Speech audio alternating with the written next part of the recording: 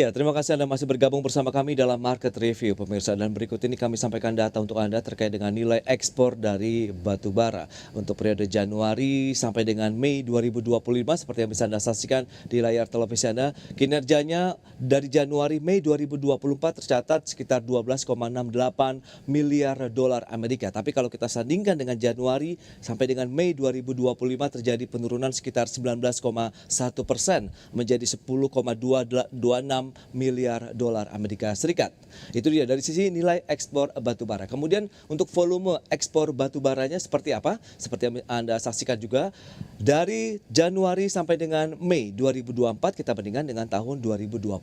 Ini juga mengalami penurunan tapi agak kecil begitu 4,65% dari sekitar 169,99 juta ton menjadi 156,37 juta ton untuk volume ekspor batu bara Januari Mei 2025. Ya, kita beralih ke komoditas besi dan baja seperti apa?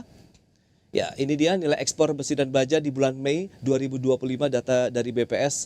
Kalau kita bandingkan Mei 2025 kemudian dengan April 2025, pemirsa ini mengalami kenaikan cukup signifikan 20,95% secara bulanan. Sementara kalau kita bandingkan di Mei yang tercatat sekitar 2,8 miliar dolar Amerika, sementara year on year-nya mengalami kenaikan 27,58% atau dari sekitar 2,19 miliar menjadi 2,8 miliar dolar Amerika Serikat di bulan Mei 2025. Itu dia beberapa data terkait dengan nilai ekspor. Kemudian bagaimana berikutnya kita cermati dari sisi konsumsi. Ya, ini dia konsumsi baja nasional. Dari tahun ke tahun juga nampaknya menunjukkan tren kenaikan ya dari 15 juta ton, 15,5 juta ton. Kemudian proyeksi di tahun 2025 ini bisa mencapai 19,3 juta ton untuk konsumsi baja di dalam negeri.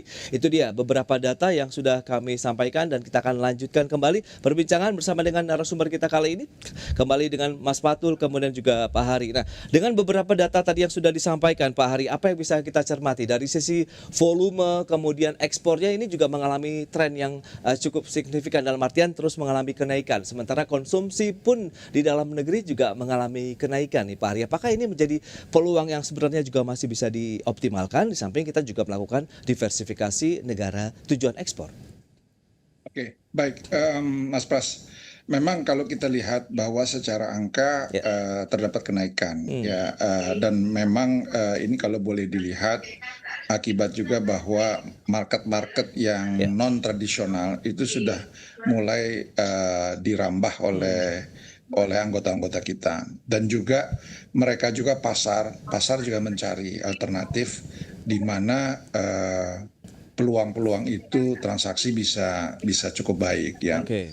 Dan dari catatan kami itu juga memang negara yang paling banyak naiknya itu adalah Italia, di mana dari nilai ekspor itu melonjak dari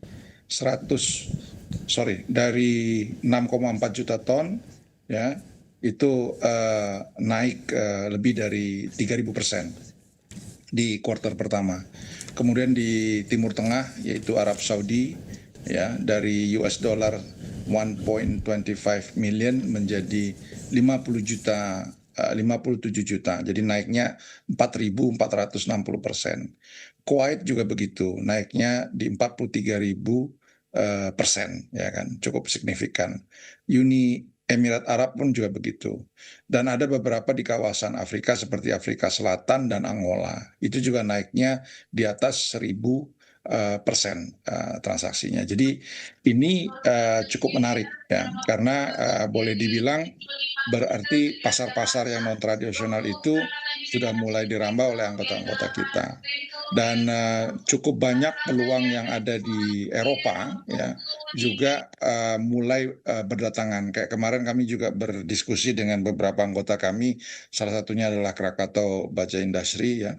Itu order dari Spanyol dan dari Polandia juga meningkat. Nah, ini memang belum tercatat di BPS, tapi artinya pasar-pasar non tradisional itu yang tadinya didominasi oleh Tiongkok, Taiwan ya, itu sudah bergeser ke wilayah Middle East, kemudian wilayah Eropa dan wilayah Afrika. Demikian Mas Pras.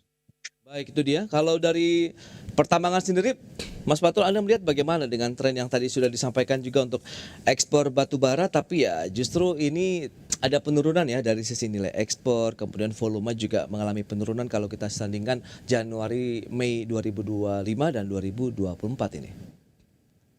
Ya, Mas Pras, memang kalau di batu bara ini pada tahun 2025 terjadi penurunan yang cukup signifikan dibandingkan Oke. dengan tahun 2024.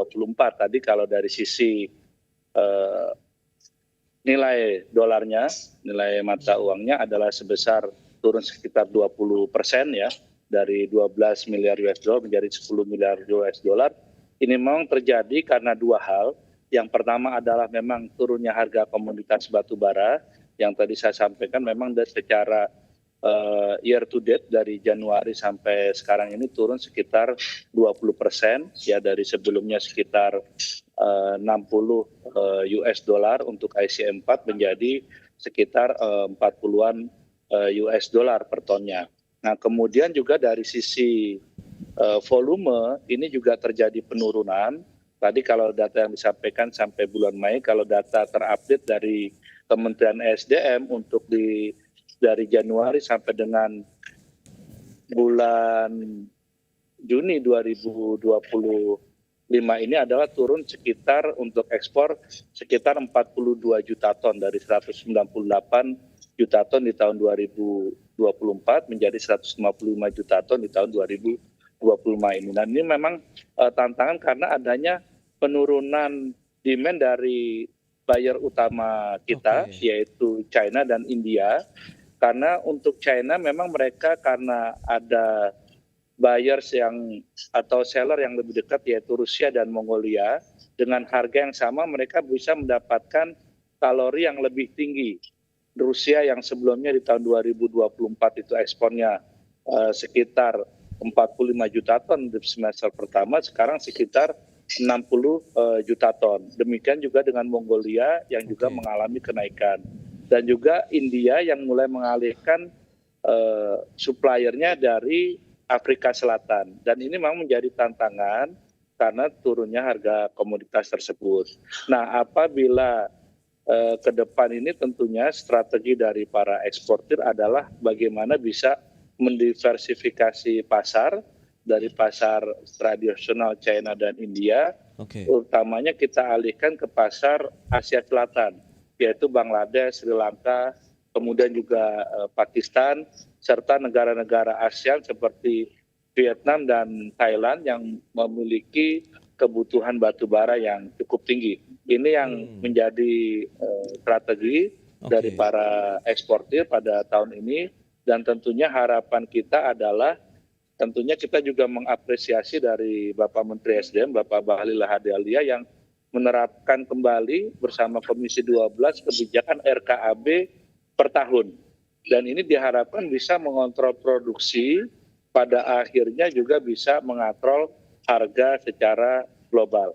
Itu yang kami harapkan karena pada saat ini beberapa eksportir atau tambang ini sudah stop beroperasi, stop operasionalnya karena sudah minus sekitar 2 sampai 8 US dollar per tonnya.